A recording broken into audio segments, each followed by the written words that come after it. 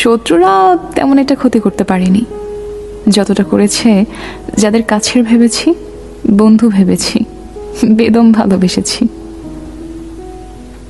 শত্রুরা বড়জোর ধাক্কা দেওয়ার চেষ্টা করেছে ল্যাং মারার, ফেলে দেওয়ার, কখনো পেরেছে কখনো পারেনি।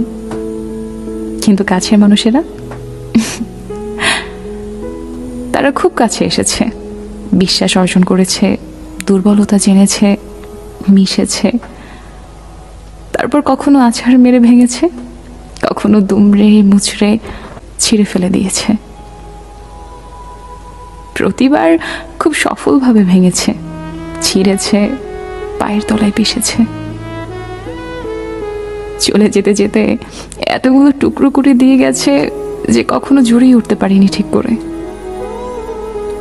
তাই আমি শত্রুদের ভয় পাই না, ভয় পাই কাউকে কাছের বলতে, কারোর কাছের হতে।